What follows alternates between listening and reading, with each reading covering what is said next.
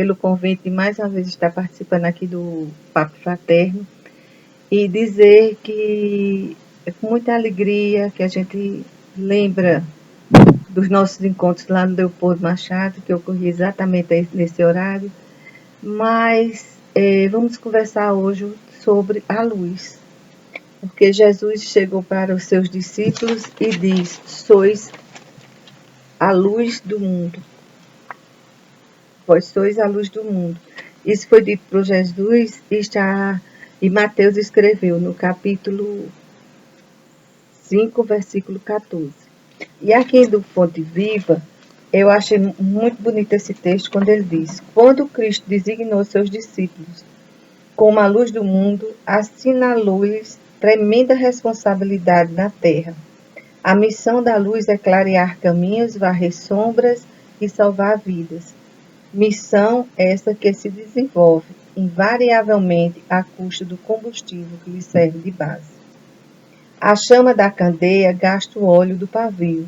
A iluminação elétrica consome a força da usina.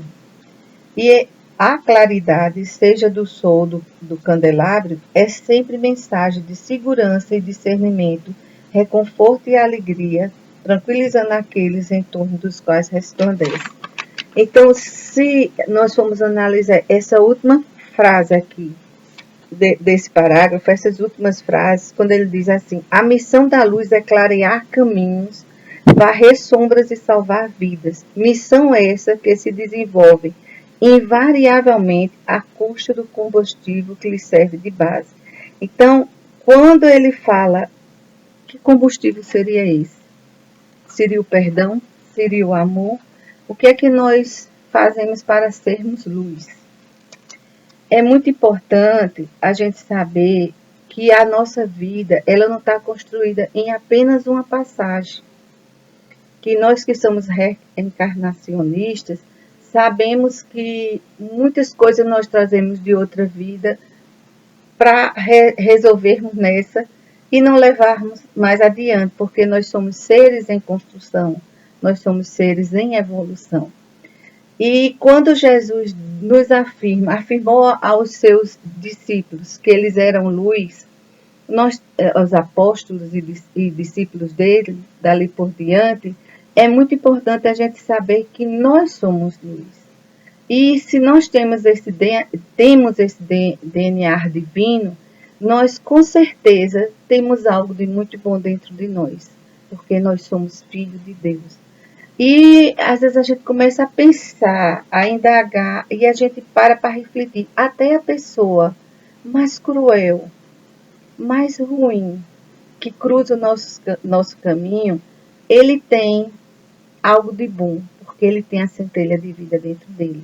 E isso faz a gente acreditar no ser humano, na sua regeneração, no seu crescimento. Porém, as coisas não é tão fácil quando nós tratamos de relacionamentos humanos dentro do mundo de provas e expiações. Tendo em vista que aqui, esse mundo em que nós vivemos, o mal ainda se sobrepõe ao bem. Mas não quer dizer que o bem não exista. O bem existe e muito. Existe, às vezes, não precisa ser uma pessoa conhecida mundialmente. Embora nós temos várias pessoas, Madre Teresa de Calcutá, o nosso Chico Xavier, Allan Kardec, que trouxe algo de tão importante, ele se expôs, ele sofreu, mas ele é luz, ainda hoje seus ensinamentos. E o mais interessante é quando ele diz que os ensinamentos ele apenas codificou. Os ensinamentos são dos espíritos e que a nossa doutrina, ela nos é sempre evolutiva. É tanto que ele faz aquele paralelo com a ciência, né? Quando a ciência tiver contrário a algo que foi dito pela doutrina dos espíritos, siga a ciência. Veja o quão é luz essa pessoa, porque ele não limitou, ele não deixou amarras. É evolução. Então, como o ser humano evolui, para vocês terem uma ideia, nós estamos evoluindo também na parte da anatomia, na nossa parte física. Dentes que há anos atrás era comum existir no ser humano, hoje em dia não vem, nós temos a anodontia. Então, o que ocorre? Se nós somos seres sempre em evolução, é muito importante que essa evolução seja para o bem. E nós podemos tanto acender esta luz como apagá-la. E como é que eu, muitas vezes, apago a minha luz? No momento em que eu sou mesquinho, em que eu não perdoo, que eu não tenho discernimento, e que muitas vezes eu não uso de indulgência para com meu irmão. É quando eu levo adiante um assunto que eu não tenho certeza se aquele é verídico. Primeiro, que não é para se levar, se tomar conta da vida de ninguém, tendo em vista que isso é uma coisa muito daninha. Isso é uma forma de muito prejudicial para os outros. Sempre que falo disso, eu me lembro uma pequena historinha que vem, que é aquela do padre, né? Que havia um padre numa pequena cidade onde várias pessoas, ele era muito bonito, muito jovem, e uma moça se apaixonou por ele, e ela deu, vamos dizer assim, deu em cima do padre, mas ele não acolheu, porque ele era sacerdote é, por opção. Ele queria, ele ansiava servir a Deus daquela forma. E essa moça, quando viu que tinha sido rejeitado, foi o que ela fez. Ela simplesmente saiu espalhando a todo lugar que o padre tinha atacado. E o padre foi posto para fora da igreja e nunca mais pisou na cidade. E assim passaram-se muitos anos. E com um determinado dia, essa moça vai à procura na cidade, à procura do padre. E ao chegar lá, as pessoas dizem que ele não estava mais lá. Ele estava na cidade vizinha, desde o escândalo que tinha ocorrido, porque eles não a reconheceram. E nisso, ao chegar, ela vai até a cidade e pede perdão ao padre. Pede ao padre que ele a perdoasse, porque ela não estava mais conseguindo viver com aquela culpa tão extrema, que ele tinha sido um sacerdote de Deus e ela não aceitou não ser amada por ele. E ele então disse, tudo bem, muitas pessoas já daquela época já morreram, já hoje não adianta você ir pedir desculpas, mas venha cá. Mandou que ela fosse até a torre da igreja com um horror de penas. E assim ela fez, ele se jogue essas penas ali daquela torre e depois você desça para vir falar comigo. E ao descer, ele disse, agora você tente colher o máximo possível dessas penas. Mas o vento ia e levava, e foi ínfima a quantidade que ela pegou. E ao pegar ele, ela trouxe, tonto, aqui, padre. Ele disse, não me chame de padre, pois assim eu não sou mais, apesar de nunca ter deixado de ser um discípulo de Deus. Mas, preste atenção, você viu que o vento levou essas penas para muito longe, que você não vai ter condição de resgatá-la mais. Dessa mesma forma foi feito no momento em que você saiu me difamando.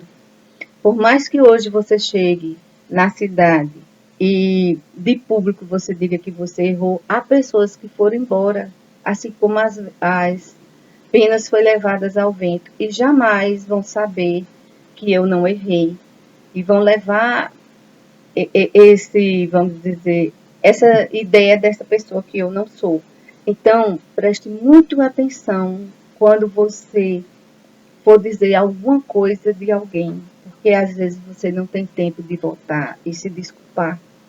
Então, a gente leva uma lição muito grande, principalmente agora com essas redes sociais, onde a gente basta um dedo para você mandar N mensagens, às vezes mensagem nociva, porque se você está bem conectado a uma rede social, você precisa colocar coisas boas e deletar tudo aquilo que faça com que sua energia fique negativa naquele momento.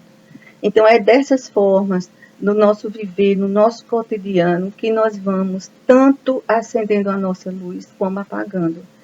Como é que também outra forma de você apagar é o ressentimento, é a mágoa. Jesus já dizia que isso corroía o espírito. Então, a pessoa que tem mágoa, ela não olha nem sequer, ela não acha nem sequer as coisas da natureza bonita. Ela não, vamos dizer, se delicia, se deleita com o sorriso de uma criança. Nada para ela está bom. Se chove, ela reclama. Se faz sol, ela reclama. Porque o reclamar também é uma coisa muito destrutiva, muito negativa para o ser humano. Você está ali só falando, só reclamando.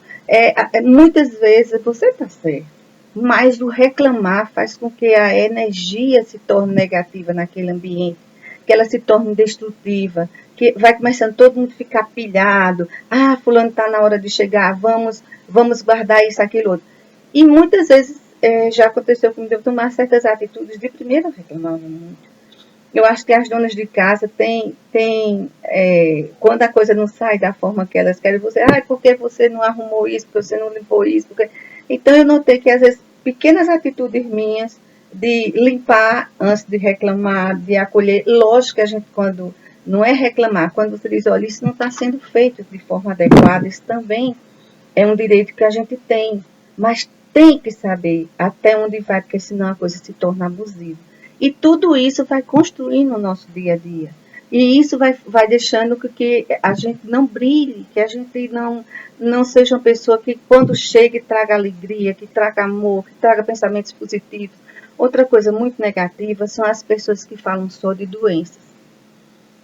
Não tem um assunto. Gente, tem tanta coisa boa, tem tantos livros bons, tem tantas palestras que hoje, quando eu fosse mais jovem, eu tivesse essa oportunidade de ter as redes sociais, a internet para ler um livro, depois ir lá atrás de uma resenha, uma coisa assim. E tudo isso nós temos que ser muito seletivos, porque à medida em que eu leio um bom livro, eu não estou lendo aquele livro só. Se eu estou assistindo a um filme, eu não estou assistindo esse filme só. Existem nossos amigos que estão no mundo espiritual e que estão ao redor da gente. E dependendo daquele clima que a gente faça naquele momento. Gente, não existe coisa melhor do que você fazer uma seleção de músicas. Na própria internet também você tem, e você ficar ali só ouvindo, sem, assim, de comunhão com aquela vibração musical. É muito bom. Você meditar também é uma coisa que você entra em conexão com o universo. Então, isso é muito importante. Não vamos apagar a nossa luz sendo mesquinho, sendo cruel, às vezes até mesmo com a gente mesmo. Eu acho que uma das formas que a gente faz para brilhar a nossa luz é quando nós nos autoconhecemos, quando a gente descobre as nossas falhas, que muitas vezes a gente pega a falha da gente e projeta no nosso semelhante, naquela pessoa que está ali próximo da gente. Então é muito importante, se eu tenho algum, vamos dizer, complexo de inferioridade, se eu tenho um trauma de criança, então vamos trabalhar isso. Existem profissionais muito competentes, existem livros bons. Então toda essa energia que eu construo positiva me é muito importante, me é de muito valor. Assim como cuidar do nosso corpo. É uma coisa que é muito salutar se ter saúde. E se a gente for olhar uma definição hoje da Organização Mundial da Saúde, a saúde é um bem-estar e vai falando, falando, falando. E chega um momento que eu até complementaria, como eu vejo muitas pessoas complementarem, um bem-estar social, aí vai, e espiritual. Porque quando a gente está em comunhão com o alto, quando nós vivemos na prece, nós vivemos estudando o Evangelho, se aprofundando, a gente vê quão grande é essa cartilha de Jesus Cristo que ele vem nos trazer. Sempre é como um capítulo de uma novela, quando a gente vai estudando Jesus. Você vem até aqui, pá, aí ao mesmo momento ele resolve tudo com simples palavras. Eu acho uma coisa muito importante quando ele fala da mulher adúltera. Porque ali Jesus estava, se ele fosse para um lado, ele estava contra a lei dos homens. Se ele ficasse do lado da lei dos homens, ele estava contra a lei de Deus. E ainda mais, quando ele faz uso de quem nunca pegou, atira a primeira pedra, isso está para todos nós. No nosso dia a dia, a gente tem que ver isso. Quantas vezes a gente acusa deliberadamente, sem estar pensando com que peso fará aquilo na nossa vida e como na vida daquele que foi o acusado. Então, na hora que nós temos responsabilidades com as nossas vidas e com a vida dos que estão ao nosso redor, porque quando Jesus diz ali, coloca a tua luz no alto para que ilumine toda a tua casa, não é essa casa nossa, é o mundo, é o nosso mundo espiritual, é o nosso mundo físico. Então, onde a gente tem que sempre estar perdoando, amando, construindo, nos reconstruindo, e pensando no dia de amanhã, que seja um dia melhor, bem melhor do que foi o de hoje, sobre todos os pontos de vista, porque nós hoje temos mais conhecimento do que tiveram os que nos antecederam. Mas para nós hoje estarmos aqui, nós precisamos dos nossos antepassados. E é em cima de sua experiência de vida que nós vamos construindo a nossa. Então, é muito importante a gente viver bem no presente, porque o presente é a construção de tudo. O passado são memórias que, quando boas, é muito bom revivê-las, mas se elas doem, se elas nos desconstruem, vamos usar essa palavra, não é bom estar relembrando este passado, mas vamos construir o cimento.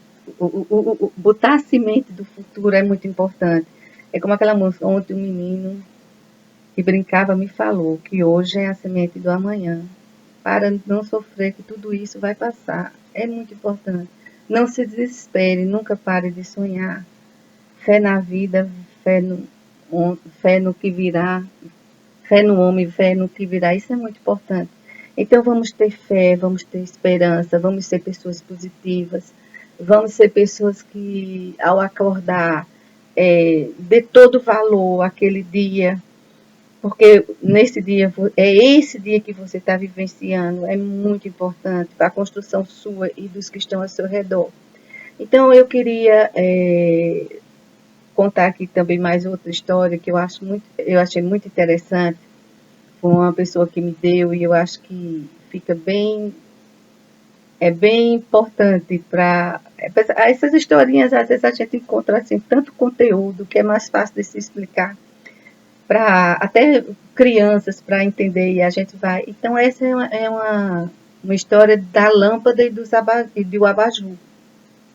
Conta que numa cidade havia todo ano uma festa muito importante, que era a festa dos abajures. Diz que era, sabe aquelas, vamos dizer, festa de cidade pequena, que todo mundo vive aquele momento, que é muito importante. Quer dizer, cada abajur, que tinha muito dinheiro, mandava buscar cúpulas para arrumar, ficar mais arrumado, mais bonitos do que o outro. E é aquele frenesi, né? De festa, e cada um quisesse estar mais bonito, mais iluminado, e assim fez, né? E no dia da festa, tá todo mundo entrando, e quando entrava aqueles que tinham mais importância, o público aplaudia, e era e a expectativa daquele abajur que era mais importante dentro daquela sociedade, e assim entrou, né? E quando já tinha passado assim, umas 2 horas daquela festa, entrou uma vela. E quando a vela entrou, foi que só a passagem de Moisés pelo mar se abriu. Todo mundo ficou a olhar. O que é que aquela vela estava fazendo ali?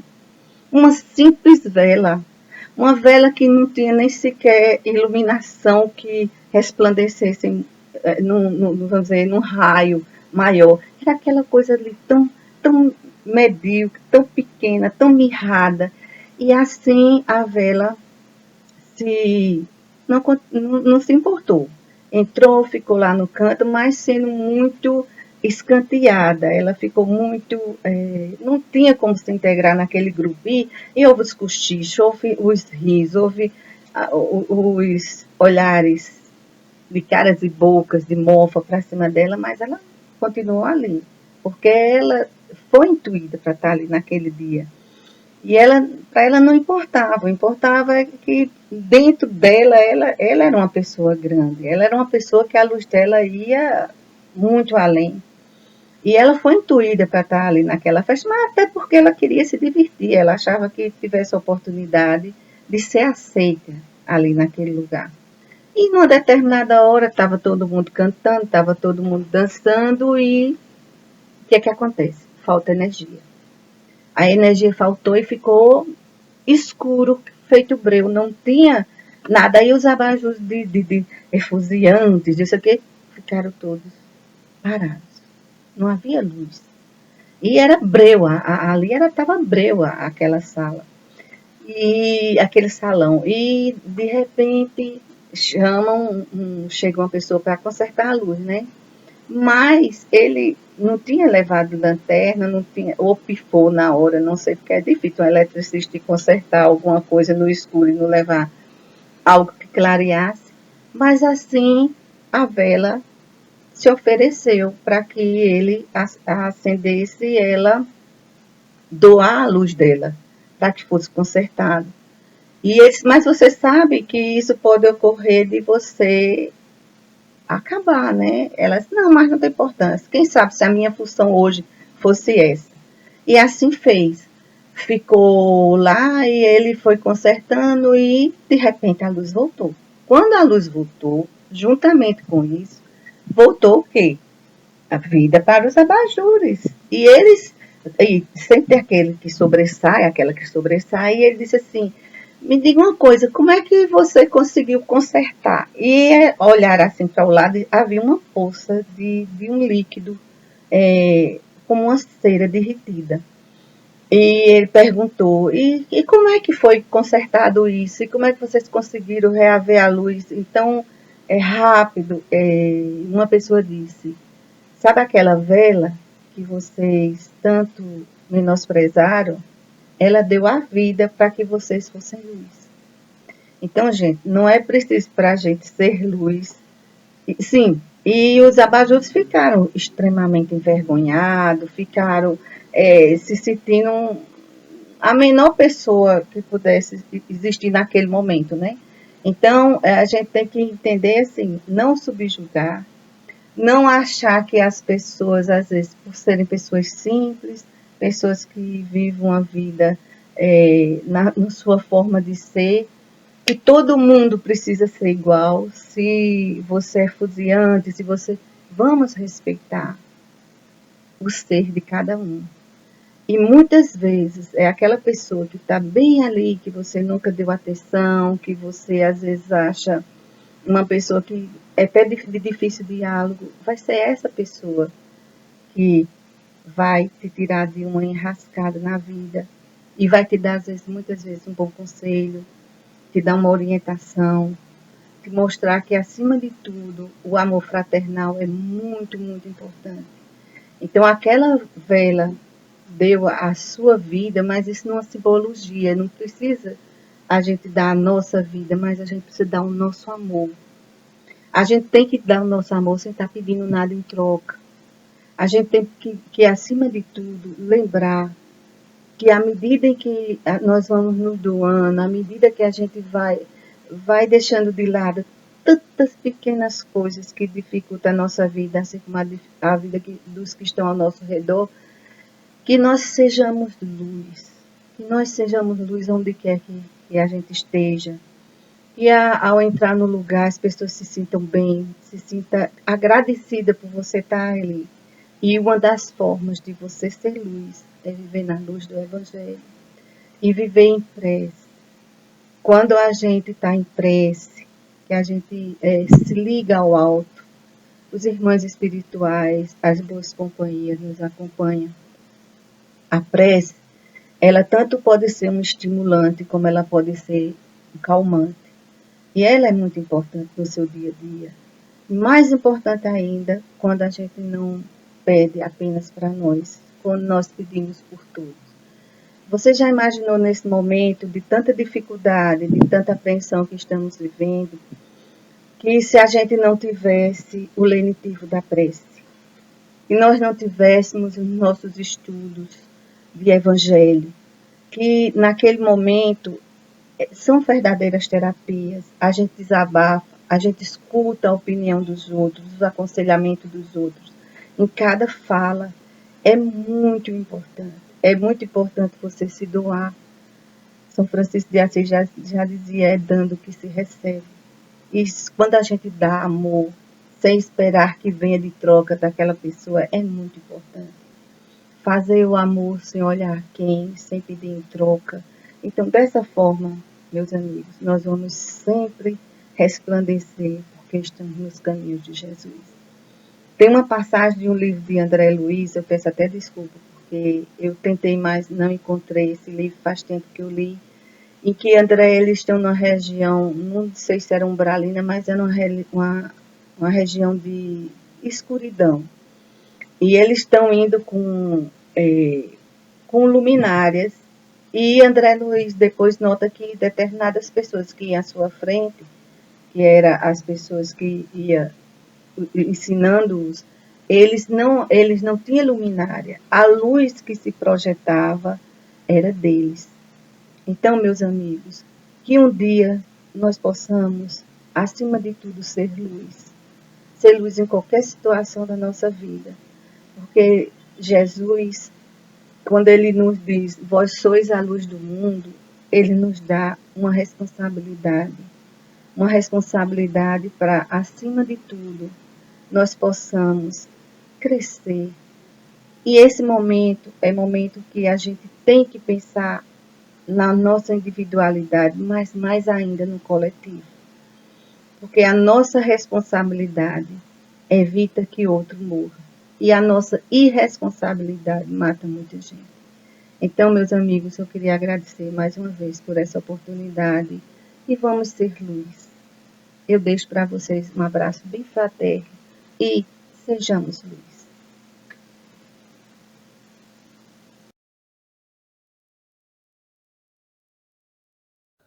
Queridos irmãos, queridas irmãs, após as reflexões dessa tarde, que possamos todos nós nos sentir fortalecidos e amparados na presença e na palavra de Jesus que nos acolhe a todos.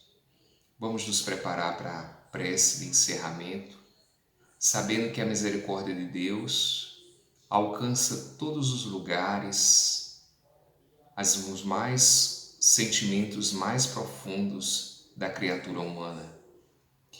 Então fechemos nossos olhos físicos e abramos os nossos olhos espirituais. Pensemos em Deus.